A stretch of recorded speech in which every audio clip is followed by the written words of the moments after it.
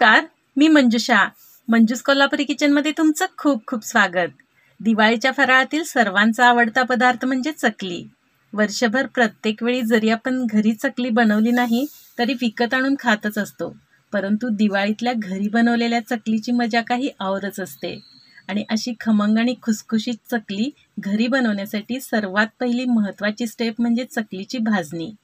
मी या व्हिडिओमध्ये चकलीची इन्स्टंट भाजणी दाखवणार आहे, जी कमी वेळेत, कमी श्रमात आणि परफेक्ट बनते. चला तर लगेचच पाहूया चकलीच्या या इन्स्टंट भाजणीसाठी लागणाऱ्या सर्व साहित्याचे योग्य प्रमाण.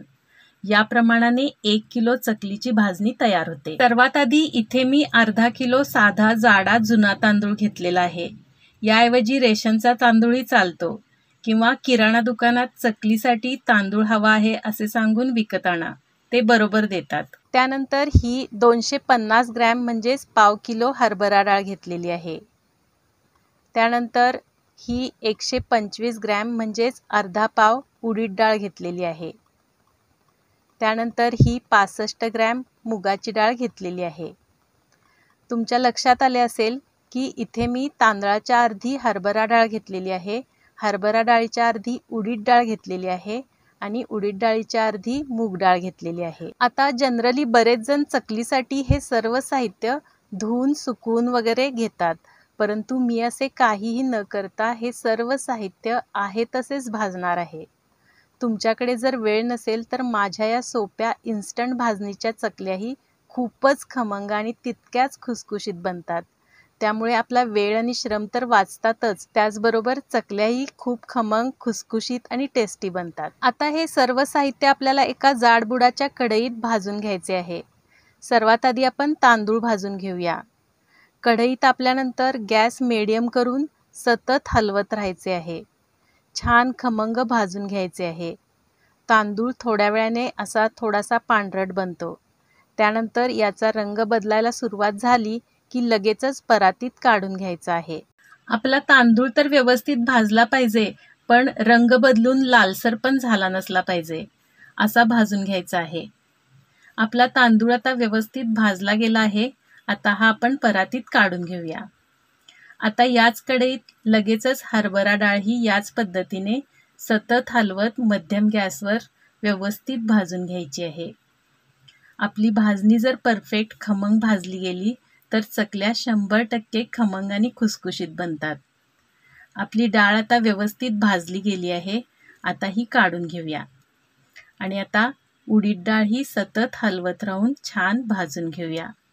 उडीद डाळ भाजताना डाळीचा छान खमंग वास सुटतो. आता उडीद डाळ ही भाजून झालेली आहे.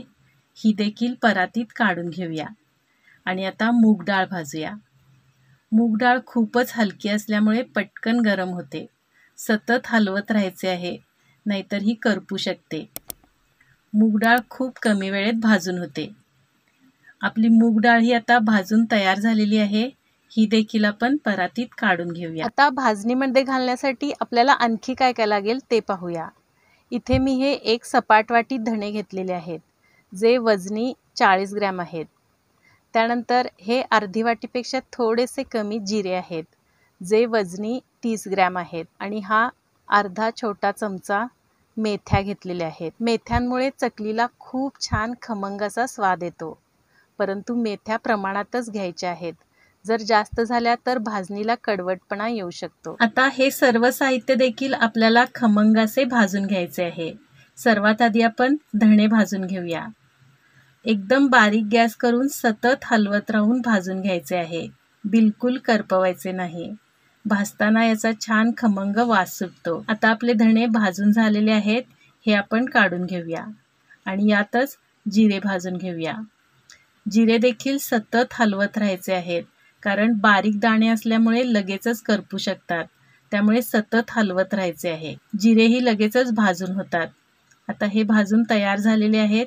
आपण हे आता परातीत काढून घेऊया आणि आता गॅस बंद करून या गरम कढईतच हे मेथी दाणे अगदी अर्धा मिनिटच फक्त गरम करून घ्यायचे आहेत, कारण हे देखील लगेचच करपू शकतात. आपण या परातीत सर्व जिन्नस भाजून एकत्र ठेवलेले आहेत. हे आता मिक्स करून घ्यायचे आहेत आणि थंड झाले की लगेचच एका डब्यात घालून गिरणीतून दळून आणायचे आहेत.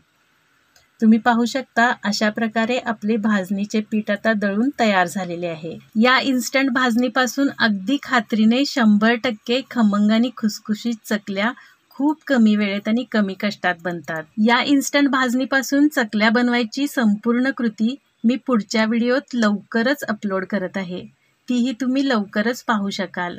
खूप इंटरेस्टिंग रेसिपी आहे, तर तीही तुम्ही नक्की पहा. तसेच माझ्या या पद्धतीने चकलीची इन्स्टंट भाजणी तुम्ही नक्की बनवा आणि रेसिपी आवडल्यास माझ्या चॅनलला सबस्क्राईब करून बेल आयकॉन प्रेस करायला विसरू नका. तसेच व्हिडिओला लाईक, कमेंट आणि जास्तीत जास्त जणांना शेअर नक्की करा. पुन्हा भेटूया आणखी एका खमंग रेसिपीसोबत. तोपर्यंत पाहत राहा माझा channel Manju's Kolhapuri kitchen. Thank you.